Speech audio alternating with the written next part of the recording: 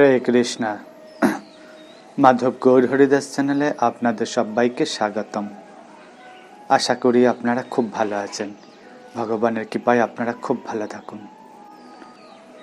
আমরা যখন ভগবানের মন্দিরে যাই তখন ভগবানের কাছে আমরা কত প্রার্থনা করতে থাকি যে আমার এটা দাও সেটা দাও, জড় বস্তু যা কিছু আছে, কারো রোগ ভালো করে দাও, কারো চাকরি করে দাও, কত কিছু না আমরা চাইতে থাকি ভগবানের কাছে, তাই না? কিন্তু আজকের এই ভিডিওতে এমন এক ভক্তের কাহিনী আপনাদের শ্রবণ করাবো, সত্য ঘটনা। এ বৃন্দাবন ধামে হয়ে গিয়েছে। এমন এক ভক্ত যা ভগবানের কাছে কিছুই চাইতেন না, কিন্তু তার পরিবর্তে স্বয়ং ভগবান কি করলেন জানেন? আজকে সেই প্রসঙ্গ শোনাবো, অদ্ভুত প্রসঙ্গ। মন দিয়ে শ্রবণ করতে থাকুন। বৃন্দাবন ধামে এক পরম ভোলেভালা ভক্ত ছিল। নাম ছিল আলবেলা। সবাই তাকে আলবেলা বলে ডাকত। ভগবানের পরম প্রিয় ভক্ত ছিলেন। আর বৃন্দাবনের শ্রী বাঁকে বিহারী যে মন্দিরে, শ্রী বাঁকে বিহারী যে এক অন্যতম ভক্ত। হেন কোনো দিন নেই যে বাঁকে বিহারীজিকে দর্শন করতে যান না। প্রত্যেক দিন নিত্য নিয়ম বিহারীজিকে দর্শন করবে এই আলবেলা ভক্ত। তো এরকম বহু বছর কেটে যায়। ভগবানের কি লীলা দেখুন। একদিন এক সময় এই আলবেলা সে বিহারীজি মন্দিরে প্রবেশ করেছিল বিহারীজিকে দর্শন করবার জন্য। সেই দিন অগণিত ভক্তের ভিড়। জয় জয়কার চলছে, জয় বাঁকে বিহারী লাল কি জয়, জয় বাঁকে বিহারী লাল কি জয়, জয় জয়কার চলছে। আর বিহারী যে মন্দিরে 2 মিনিট অন্তর পর্দা ঢেকে দেওয়া হয়, আবার পর্দা খুলে দেওয়া হয়, এটা নিত্য নিয়ম। এর পিছনে এক বিশেষ কাহিনী লুকিয়ে রয়েছে। তো যখনই পর্দা খোলা হয় তখন জয় জয়কার চলতে থাকে। আর ওই আলবেলা ভক্ত সে তো বিহারীজিকে দর্শন করতে গিয়েছিল। যখন বিহারীজির পর্দা খোলা হলো তখন জয় জয়কার দিচ্ছে বিহারীজিকে দর্শন করে। আর এদিকে আলবেলা সে তো কিছু দেখতে পাচ্ছে না। বিহারীজি সিংহাসনে যে বিহারীজিকে দর্শন করবে, সবাই দর্শন করছে, কিন্তু বিহারীজিকে আলবেলা দর্শন করতে পারছে না। হঠাৎ কেন জানি না আলবেলা ভক্ত সবার দিকে তাকাচ্ছে এদিক ওদিক। কেউ বলছে বিহারীজির আজ অপূর্ব রূপে সজ্জিত হয়ে আছে, কে বলছে আহা বিহারীজির এত সুন্দর দর্শন। সবাই তো বিহারীজির জয় জয়কার দিচ্ছিল। আর এদিকে আলবেলা ভক্ত সে তো চারিদিকে সবার দিকে তাকাচ্ছিল। সবাই তো বিহারীজির প্রশংসা করতে থাকছে, কিন্তু আলবেলা সে তো বিহারীজিকে দর্শন করতে পারছে না। এত বছর দর্শন করে এসছে, আজকে কেন দর্শন হচ্ছে না বিহারীজিকে? সবাই বিহারীজিকে দেখতে পাচ্ছে, কিন্তু আলবেলা সে নিজে বিহারীজিকে দর্শন করতে পারছে না, দেখতে পাচ্ছে না। আশ্চর্য হয়ে গেলেন, এটা কিভাবে সম্ভব? সবাই দর্শন করতে পারছে, বিহারীজিকে দেখতে পাচ্ছে, আর আমি কেন দেখতে পাচ্ছি না? 1 দিন গেল, 2 দিন গেল, বিহারীজিকে ফের নিত্যদিনের মতন দর্শন করতে এলো। সবাই দর্শন করছে, কিন্তু বিহারীজিকে দর্শন করতে পারছে না।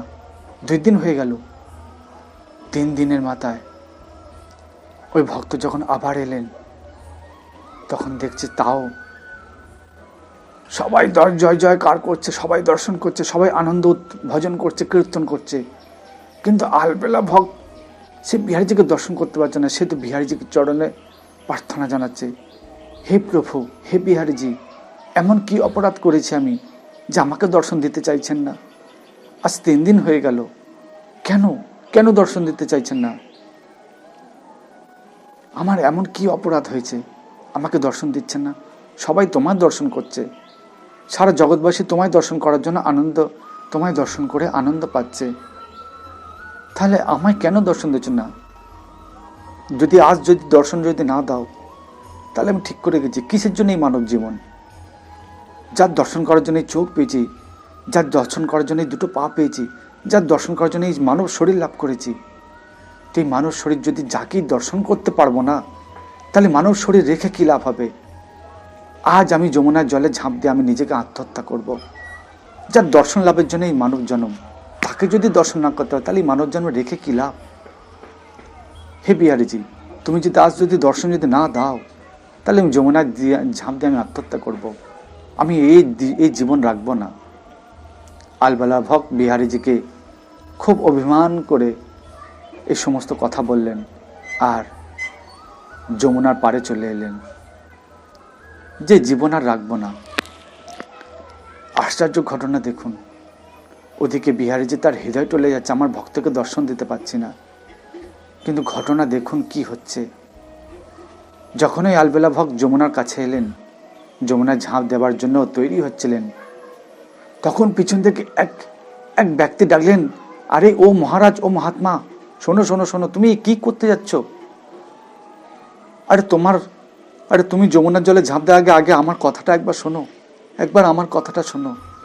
আলবেলা ভক্ত পেছন ফিরে তাকে দেখি, আরে একজন জীর্ণ বস্ত্র পরা একজন ব্যক্তি, গায়েতে কুষ্ঠ রোগ হয়েছে। আর ওই ব্যক্তি ছুটে এলেন মহাত্মার কাছে, আলবেলা ভক্তের কাছে। আরে মহাত্মা, তুমি যদি যমুনায় ঝাঁপ দাও তাহলে আমার কি হবে? আমার যে সর্বনাশ হয়ে যাবে। তা আলবেলা ভক্ত যে, আরে তুমি আবার এই কি কথা বলছো? একে আমার জীবন দুর্বিষহ হয়ে আছে, আমি বিহারীজিকে দর্শন করতে পারছি না। একে আমি আমার চিন্তা মগ্ন, আর তুমি তোমার চিন্তা মগ্ন। মহাত্মা বলতে থাকলেন, কৃপা করুন, কৃপা করুন, কৃপা করুন। কারণ বিহারীজি স্বপ্নে আদেশ দিয়েছেন যে একবার আলবেলা ভক্ত যদি বলে দেয় যে তোমার রোগ ঠিক হয়ে যাবে, কুষ্ঠ রোগ ঠিক হয়ে যাবে, তাহলে আমি ঠিক হয়ে যাব। যখন এই কথা শুনলেন তখন আলবেলা ভক্ত চিন্তায় পড়লেন, আরে এক বিহারীজি একে দর্শন দিয়ে বলেছে আমার কথা, আমি যদি বলি রোগ ঠিক হয়ে যাবে, আর বিহারীজি স্বয়ং আমাকে দর্শন দিচ্ছে না, এ কি লীলা হচ্ছে? তো খুব তো কাকুতি মিনতি করতে থাকছিলেন। আলবেলা ভক্ত কিছুক্ষণ পরে চিন্তা করলেন যে ঠিক আছে, যখন প্রভুর ইচ্ছা যে আমি তোমাকে যদি বলি তুমি ভালো হয়ে যাবে, তাহলে কি আছে, বলবো। বিহারীজি তো আমাকে দর্শন দিচ্ছেন না, তা আমার জীবন তো হত্যা করার আগে যাতে একটা কাজ ভালো করতে পারি। ঠিক আছে, যাও, আমি বিহারীজিকে প্রার্থনা করছি যে তুমি ভালো হয়ে যাও, তোমার রোগ ঠিক হয়ে যাবে। যেই এই না কথা বললেন, চোখের সামনে কুষ্ঠ রোগ আস্তে আস্তে নির্মূল হয়ে গেল। দেখে তো অবাক। আর সঙ্গে সঙ্গে যখন আলবেলা যমুনা ঝাঁপ দিতে যাবেন, ঠিক সব সময় স্বয়ং ভগবান প্রকট হলেন, বিহারীজি প্রকট হলেন। যেই প্রকট হলেন, আলবেলা দেখে মন্ত্রমুগ্ধ হয়ে গেলেন। হে প্রভু, আমাকে আনন্দ উৎফুল্ল হয়ে, হে প্রভু আমাকে দর্শন দিলেন। চরণে পড়ে প্রার্থনা জানাচ্ছেন, প্রণাম জানাতে থাকছিলেন। আর প্রভুকে বলতে গেলেন, বিহারীজি তুমি কেন আমাকে দর্শন দিতে চাইছিলে না? কেন, কি অপরাধ করেছি আমি? স্বয়ং ভগবান বিহারীজি বললেন, হে আমার প্রিয় ভক্ত, তুমি আমার এমন প্রিয় ভক্ত যা তোমায় বলে বোঝাতে পারবো না। আমি শুধু সুযোগ খুঁজছিলাম তোমাকে দর্শন দেবার জন্য, কিন্তু আমি পেয়ে উঠছিলাম না।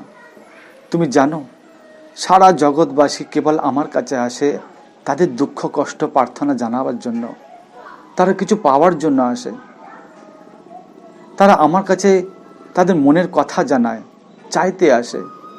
কিন্তু তুমি এমন এক ভক্ত যা আমাকে তো নিত্য দর্শন করতেই তো আসো, কিন্তু হাজারো কষ্ট হাজারো দুঃখ হলেও তুমি একটি মনের কথাও আমাকে প্রকাশ করো না, একবারও আমার কাছে মনের কথা প্রকাশ করো না, আমার কাছে কিচ্ছুই চাও না, আমাকে দর্শন করে প্রাণ ভরে শান্ত হয়ে চলে যাও।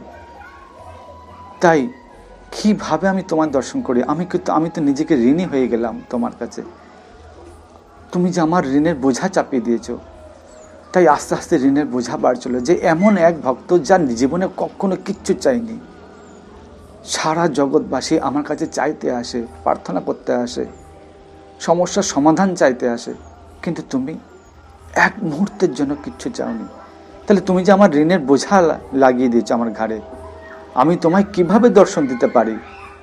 যত তোমায় দর্শন দেবো তত আমার ঋণের বোঝা চাপবে, যে তুমি যতক্ষণ না কিছু চাইছো ততক্ষণ আমি দর্শন দিতে পারছিলাম না।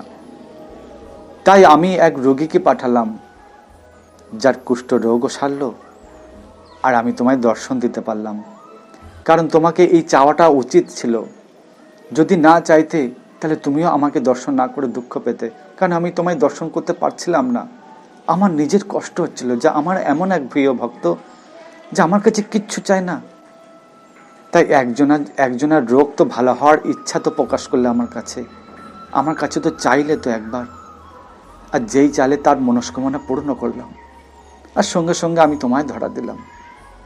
যখন এই আলবেলা ভক্ত শুনলেন তখন মন্ত্রমুগ্ধ হয়ে গেলেন যে হে ভগবান, হে বিহারীজি, তোমার এত করুণা, এত এত প্রেম আমার প্রতি, এত ভক্তি আমার প্রতি, শুধু ভক্তকে দর্শন করার জন্য এই লীলা করতে হলো তোমায়। এহেন বিহারীজি, এহেন বিহারীজি, ভক্তকে এত ভালোবাসে, ভক্তকে দর্শন দেবার জন্য ভগবান এহেন লীলা করলেন। এ সত্য ঘটনা, কোনো বানানো কাহিনী নয়, বৃন্দাবন ধামের অপূর্ব লীলা। তো দেখুন, যদি ভক্তি থাকে, প্রেম থাকে, কিছু না চাইতে যা পাওয়া যায় তা চাইলে পাওয়া যায় না।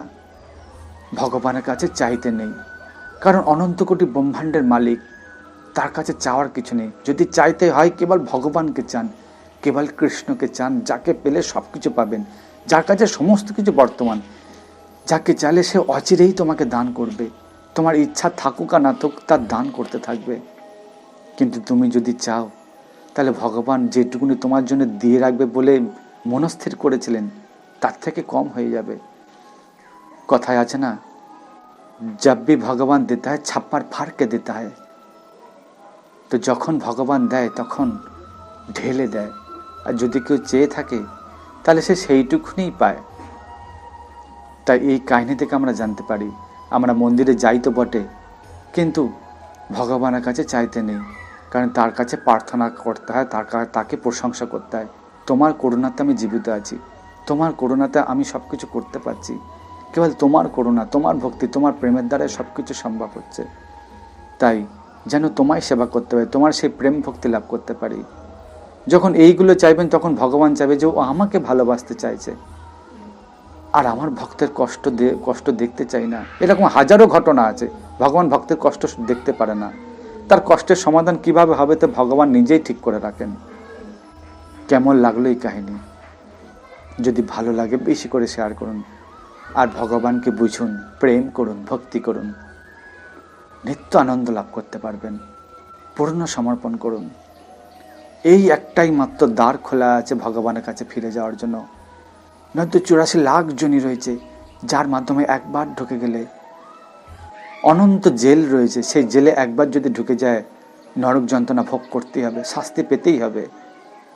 তাই মানুষের শরীর লাভ করেছি, একমাত্র মানুষের শরীর, এই দ্বারই একমাত্র খোলা, এই দরজাই একমাত্র খোলা। ভগবানকে অনুসরণ করা, ভগবানকে ভক্তি করা, প্রেম করা, আর অন্য কোনো শরীরে তা সম্ভব নয়। দুর্লভ মানুষের জন্মকে সার্থক করুন, সার্থক করুন।